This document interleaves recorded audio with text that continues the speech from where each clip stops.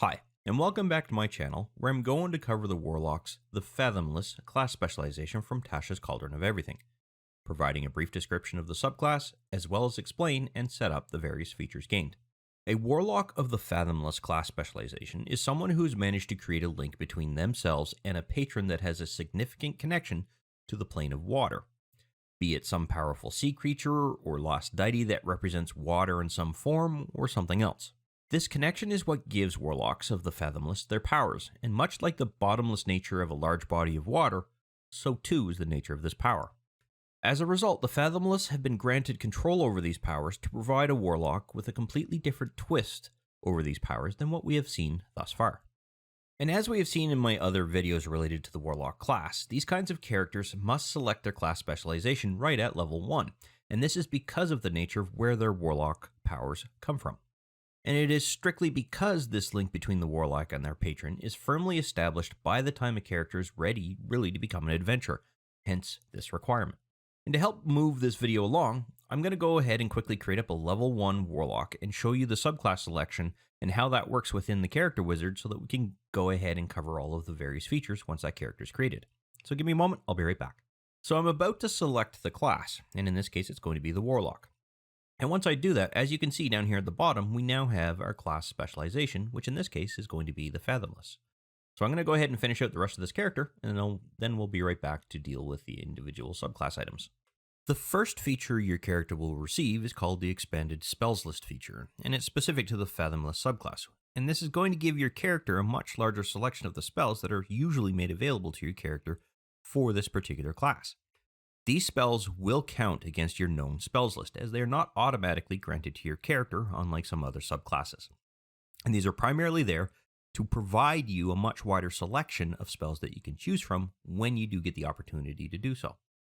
Many of these spells come from divine sources, such as the clerical and druidic spell tables, while others stem from other arcane sources, such as the wizard or the sorcerer spell lists.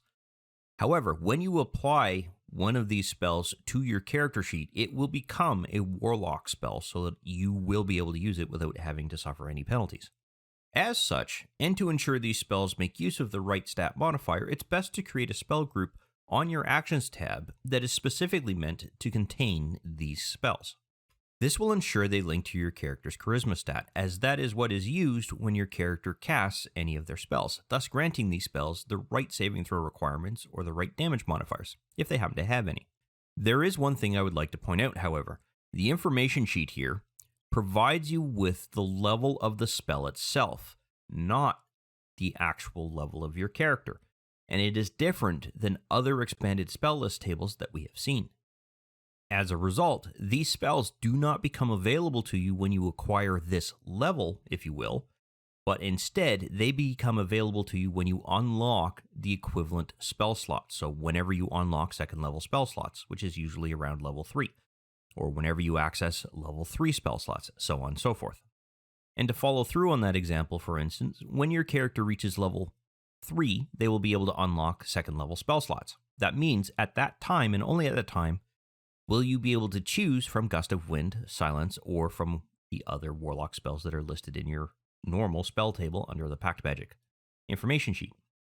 So to show you how this will work best for your character, what I'm going to do is drop this particular spell into our information sheet here. Now let's say that I'm going to remove Hellish Rebuke, for instance. I'm just going to delete that one. Now, because this spell is unique to the fact that it's being crossed over into your class from another class, because this one here comes from the Cleric and Druid list, I want to ensure that I link this to a spell group that's specifically set up to ensure it uses the right stats. So I'm going to modify this, oops, sorry, I don't need to do that, so that it becomes the Fathomless spells.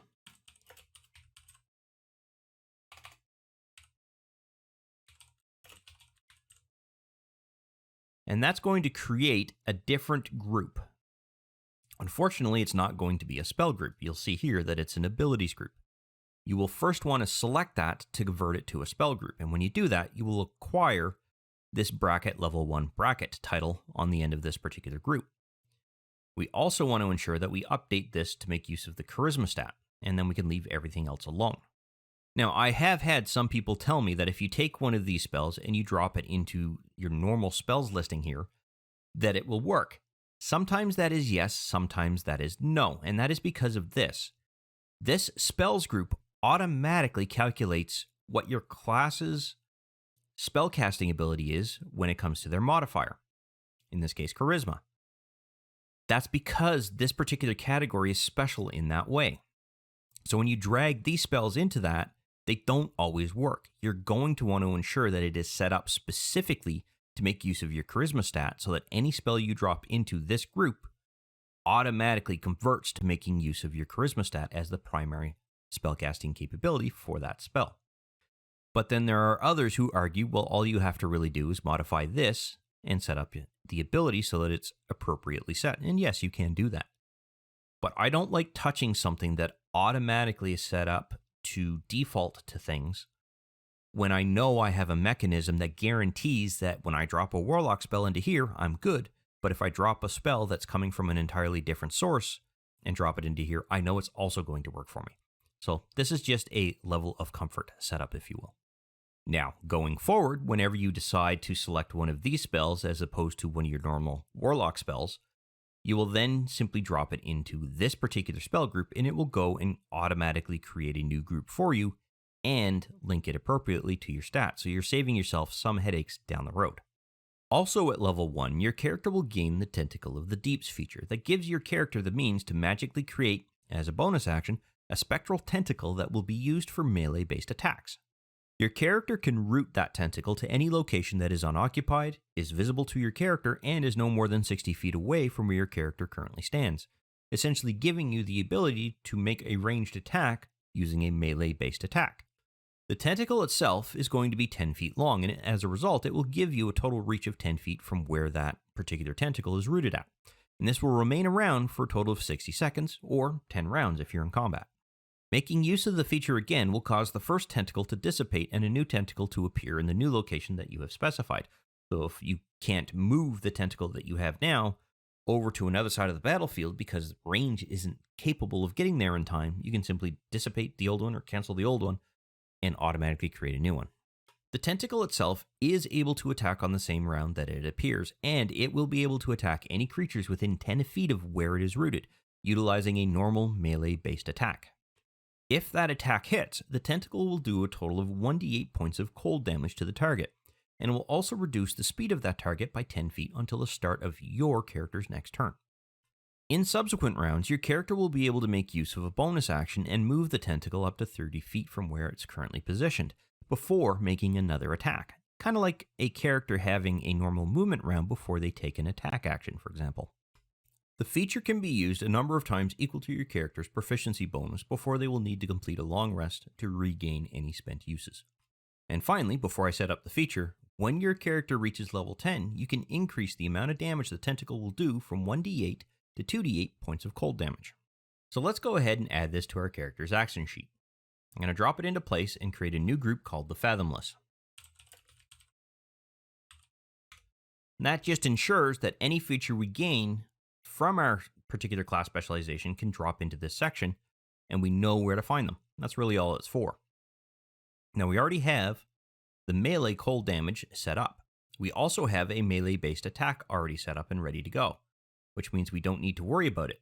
You will want to pop this open so that it acquires any benefit from any stat that you're going to be using. Now, because this is a feature associated with our class, we do need to make an adjustment to this group. We want to ensure that it is set up for being able to make use of the charisma stat.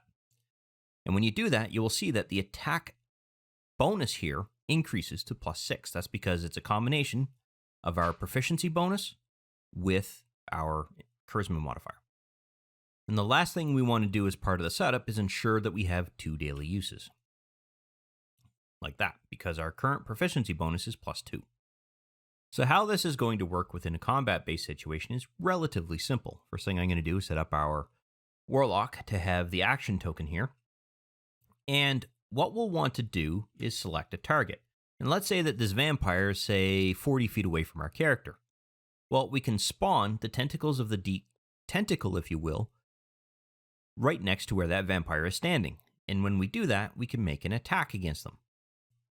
because I have them targeted, I can just simply click on this attack button. That is going to be a hit. Now I can do 1d8 points of cold damage. So you can see it went through and hit the vampire. Now let's say next round, the vampire is dead, and this ape is within 30 feet of where that vampire was standing. Well, now I can move that tentacle over to where the ape is and make the attack against that. Now this one happens to already be dead, but I'm going to attack that just to show you how this would work. Oops, I don't need to target myself. There we go. So now I'm attacking ape 2. I make an attack roll. Now it's going to roll with advantage because it's dead and already on the ground. And then I'm going to do the damage. That's how that would work. Now, let's say, for example, that Vampire and Ape 3 are about 120 feet away from each other. Well, you're not going to be able to move the tentacle from where the Vampire fell to where Ape 3 fell in the same turn because it can only move 30 feet. However, let's say that this particular ape is still within 50 feet of where you're currently standing. Well, what you can do is dispel the Fathomless feature here by casting another one and dropping it next to where Ape 3 is. That will automatically disband the original tentacle that you had summoned. Then you can make your attack as you normally would. The last thing we will want to do is ensure that we select the fact that we used one instance of that particular tentacle, Tentacle of the Deeps, before we move on and pass the token for our turn.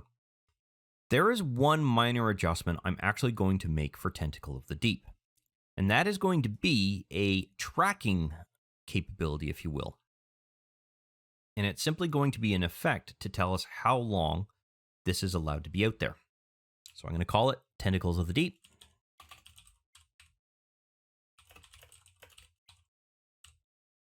It's going to be on your own character, and it will last for 1 minute.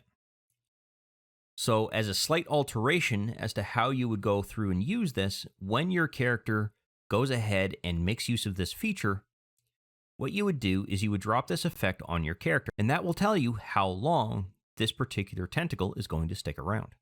And the final feature that your character gains at level 1 is called Gift of the Sea, and it grants your character a swimming speed of 40 feet as well as the means to breathe underwater. As the current character sheet does not separate out flying and swimming speeds from normal movement, the only option you have as a player is to add this to the special moves section of the main tab on your character sheet, which is right here in the center of the screen.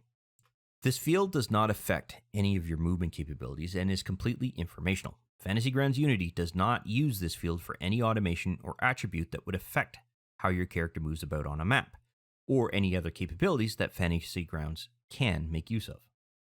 I would also recommend that you record the means to breathe underwater in the special defenses field as well, as once again, Fantasy Grounds Unity does not have any mechanism to automate something like that, and so it's best to put it somewhere that you will most likely look as a reminder of what your character can and cannot do when they're underwater. So to help reflect that, I'm going to just simply put breathe underwater, capitalize it, and in here, I'm going to say swimming of 30.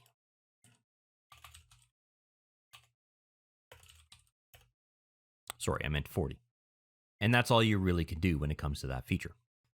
At Warlock level 5, you're going to want to adjust the number of uses you have for Tentacles of the Deep, and this is because our proficiency bonus has gone from +2 to +3. So I'm going to very quickly swap over to the Actions tab, switch this to the Preparation mode, and change that 2 to a 3. At Warlock level 6, your character will gain the Oceanic Soul feature, granting your character resistance to cold damage as well as the means to understand other creatures while your character is underwater.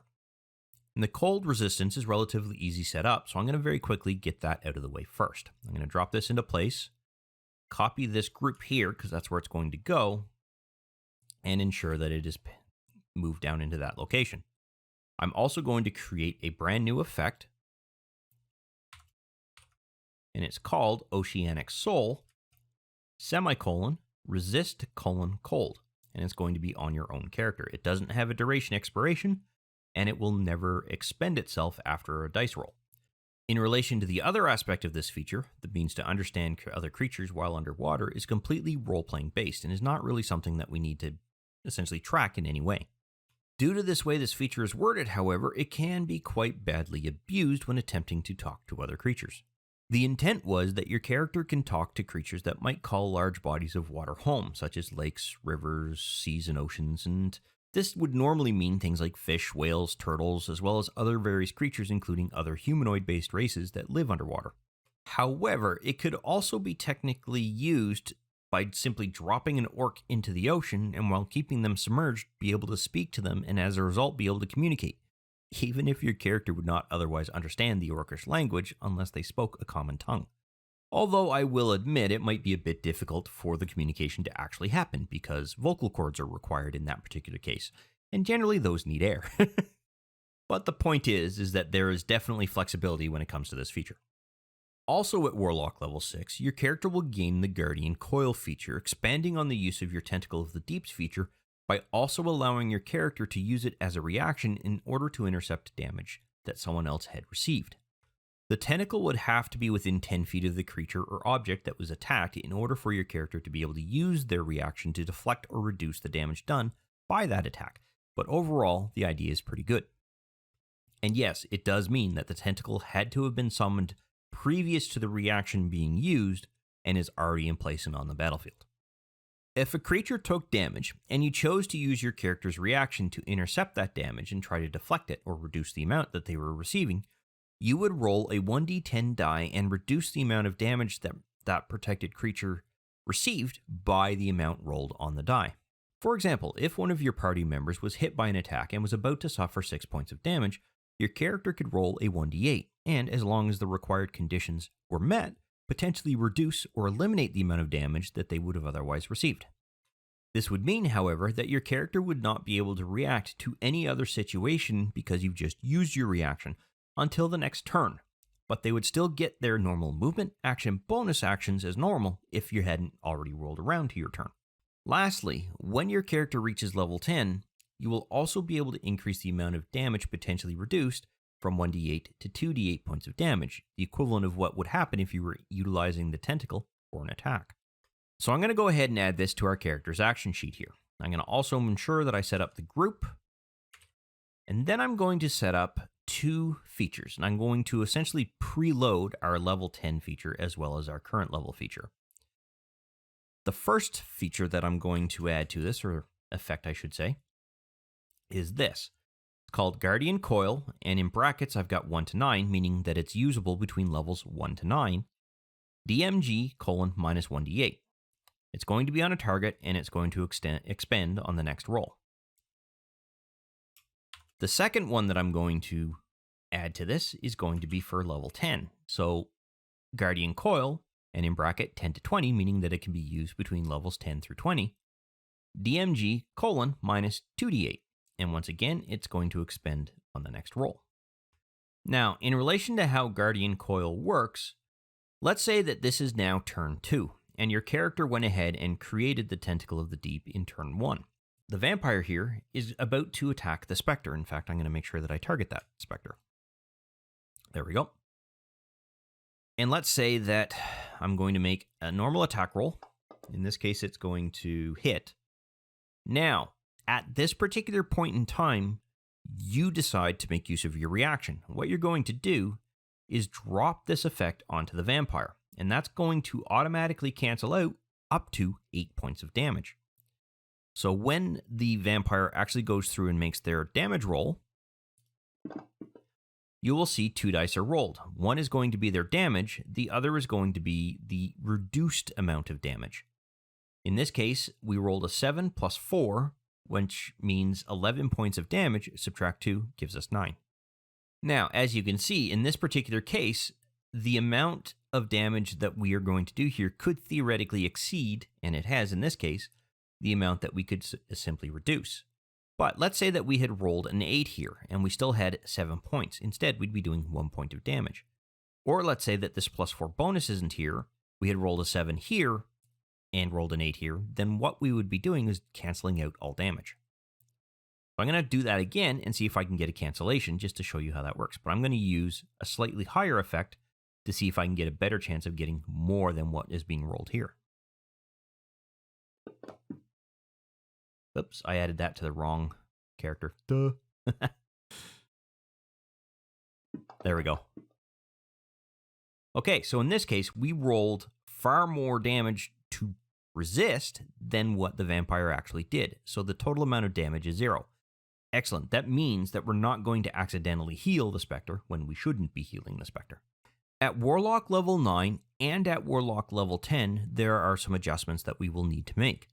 At Warlock level 9, we will need to increase the number of uses that our character has for Tentacle of the Deep, and that's because our proficiency bonus goes from +3 to +4. So let's go ahead and deal with that first.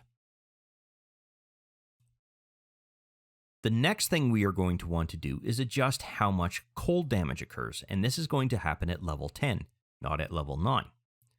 To do that, all you really have to do is open this up and add an additional 1d8 to the dice roll, and that will automatically now do 2d8 points of cold damage whenever you make that roll, because you've now got that capability here. Also at Warlock level 10, your character is going to gain the Grasping Tentacles feature, which grants your character a new spell that won't count against your current list of known spells. And it is called Everard's Black Tentacles. In addition, you'll be able to cast this spell once without requiring the use of a spell slot. But this can be done only once before your character will be required to complete a long rest to regain that free use, essentially. On top of this, your character will also be able to gain temporary hit points equal to your character's Warlock level each time you cast this, and only this spell. And it does not matter if you are using the free casting or making use of a spell slot while casting it, the temporary hit points are going to apply as long as your character does not already have temporary hit points equal to or higher than what your character is about to receive. The last benefit is that while your character is concentrating on the spell, if your character suffers any form of damage, as long as it does not incapacitate your character or reduce your character to 0 hit points, it will not break your concentration. So let's go ahead and do something slightly different. I'm going to drop this particular spell onto our character's action sheet. And you will see that it has dropped into this particular group. And that is what I wanted in this particular case. And the reason for that is because this group is already set up to make use of our ability stat. And I want to be able to track this as if it was an ability that required a rest. So now that I have that set up for 1 daily use, I can now make use of this and not worry about making use of a spell slot. As for making use of this particular spell through a normal spell slot, there are 2 options that we have. I'm going to temporarily minimize this. We could take this spell and drop it into our normal list of spell groups here, or we can drop it into one specific to our group. In this particular case, it doesn't really matter because the spell itself is already a Warlock-based spell, although it does come from another class specialization. So if you're concerned that it might not work appropriately, the best place for you to put this is into your spell group that you created specifically for your class specialization. Otherwise, you can just simply drop it into your normal spell group here. And as you can see, it's a level 4 spell, and now we have it set up to be able to make use of level 4 spell slots. Now, why this has 2 particular 3d6 bludgeoning and magic damage rolls here, I do not know. I am actually going to delete one of them because it's redundant, and I'm going to do that for the same thing up here. And now I'm going to take care of adding in the effects that are specifically associated with our feature. And that is the ability to receive temporary hit points, as well as the ability to be immune against a concentration check on this particular spell. So I'm going to first modify this, and I'm going to add heal to this. In this particular case, it's going to be equal to your Warlock level. So I'm going to change this to self, to temporary hit points, and I'm going to go all the way down until I get to War, which should be Warlock. There we go. Yes, that's Warlock level. I'm then going to do the exact same thing for the feature up here. I'm going to add a new heal. I'm going to set it to self and temporary hit points, and then scroll all the way down to Warlock. There we go. And that takes care of the temporary healing part. Or temporary hit points, I should say. As for the concentration check, there isn't really a way to go through and set up immunity to a concentration check that's being triggered because your character has received damage. However, we can cheat a little bit by adding in a new effect and setting up something like this. Everett's Black Tentacles, save, :50 on concentration. And you're going to want to set this up so that it expires on the next roll and can only be applied to your character. And the reason why is because you only want this to be around when your character's actually concentrating on this particular spell. You don't want it to be there permanently. So we want to ensure that when your character's receiving damage, you just click this, let them do the damage, and then this goes away. Next, we're going to want to do the same thing down here. That's going to be on self, and it will expire on next roll. Now I'm going to show you how this is going to work. So let's say that our character is currently concentrating on Everett's Black Tentacles, and we've cast a spell and we're going through and concentrating on it. Our character is about to be attacked and hit by this vampire.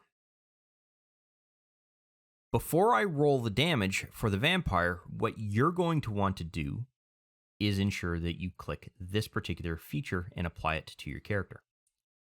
And the reason why is because concentration checks are a saving throw.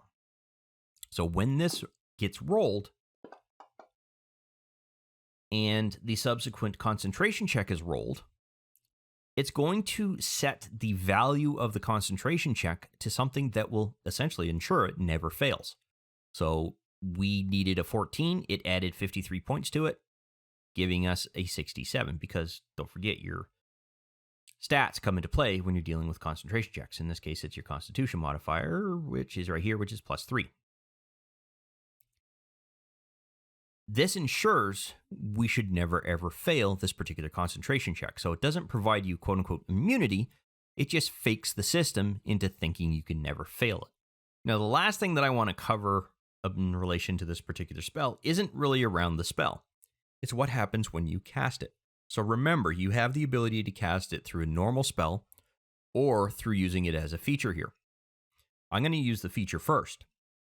And the reason I'm doing that is simply because of this. I want to show you that you must click the temporary healing part before you tick this off. And you might want to leave this around a few turns to deal with any concentration checks that might have to be made when you're actively concentrating on this.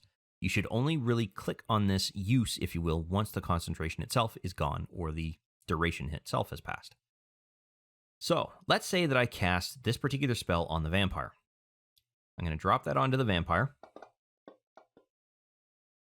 They're going to be successful. There is no half damage, which means they will actually avoid all of this particular damage.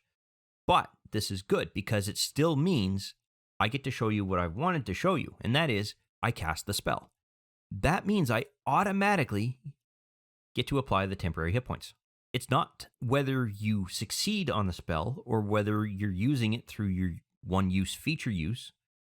Whenever you cast that spell, regardless of whether it succeeds or fails, you get to add the temporary hit points. Now, you don't have to worry about the effects of the concentration or about the effects of the tentacles and being able to set it up so that you don't lose that concentration. So in this case, we can use that, and as long as you're under your combat and action summary section here, you will see that the effect is no longer there, or the feature is no longer there. We still have the spell, but we don't have our quote-unquote free use. Now let's say later on you go and cast this again. So I'm going to drop another one on the vampire. Okay, in this case, they still succeeded. Next turn. Well, before I get to the next turn, in this case, you would be able to reapply the temporary hit points here. Let's say you were hit for 8 points of damage and you only had 2 temporary hit points left. Well, guess what? You drop another 10 points on your character and it will reset that. It only won't work if your temporary hit points that you're receiving is lower than what you already have on your character. Now we're into our third turn. Let's say we try this again because we have another 4th level spell slot. In this case, they failed. That means I can now, roll the damage, and apparently I already had the vampire selected, so, oh no, I had Ape 2 selected. That should have been on the vampire, I apologize. So I'll do that. Now I'm concentrating on the effect, so it automatically applied it when I actually cast it. Or possibly not, I think I had that there. Anyway. Now you're in a position where you're going to want to track the use of being able to go through and set up this particular advantage, if you will, on the saving throw for a concentration check. In addition, you also get to be able to apply the temporary hit points. So that's how that particular quote-unquote spell would work in relation to the features you're gaining from this particular feature. At level 13, you're going to want to increase the number of uses that you have for Tentacles of the Deep. And that is because our proficiency bonus increased from +4 to +5. So we're going to go ahead and set this to preparation and make the required adjustment, which is right here. So it's going to go from 4 to 5. At Warlock level 14, your character will gain the Fathomless Plunge feature that allows your character to quickly teleport your character and up to 5 others who are willing to a location in or near a large body of water that is within 1 mile of where your character is currently standing. Or was standing, I should say, before the teleportation. All of the willing creatures need to be within 30 feet of where your character was standing, and they will all appear within a 30-foot area in or near that body of water that is unoccupied and is 30 feet roughly from where you yourself landed. The only catch is that your character must have seen this body of water, and it must be either a pond or larger form of body of water, otherwise the teleportation isn't going to work. So a river will not work. It has to be some form of pond or much larger body of water. Additionally, there is a usage limitation where your character will need to complete a short or a long rest once this feature is used. So from that point, we will want to add this to our character's action sheet. So I'm going to drop this into there, set this up so that we have our groups listing. Copy that, paste this into place, and then modify it to have one short or long rest usage. So you flip that to rest when that's the case. Daily means a daily use or a long rest equivalent. Rest means it will work for both a short or a long rest. And finally, at Warlock level 17, the last change you're going to need to make in relation to this particular subclass is the number of uses for Tentacles of the Deep. And again, that is primarily because our proficiency bonus has gone from +5 to +6. So we will now have a total of 6 uses of Tentacles of the Deep. And that is literally everything you need to deal with in relation to this particular subclass for this character. Now, I like the overall concept of the subclass, but I feel it might be a bit limited to when the party is going to be known to be near large bodies of water. And that's really specifically for the later levels, but it still seems like it could be quite useful during the earlier levels for some of the crowd control capability. The more I think on it, the more it makes sense to me that a Warlock would have the means to potentially call on a creature or similar power that would represent the elemental plane of water of some kind, primarily due to the nature of how a Warlock's power functions, though creating a backstory for something like this could be quite interesting. However, this does bring us to the end of this particular video. I hope you found it useful and informative, and I look forward to seeing you in the next one. I wish to thank you for taking the time to watch this particular video. I hope you found it informative and useful to familiarizing yourself with Fantasy Grounds in general, and that you had fun in the process. If you found the video useful and you liked the content of the particular video, go ahead and click that like button to let me know. And if you have any questions specific to the topic covered by this particular video, or just have some comments in general, please feel free to post something in the comments section, and I will do my best to respond to any questions that are asked. Additionally, I do release content quite regularly, and it's generally specific to Fantasy Grounds or 5th edition Dungeons & Dragons at this time.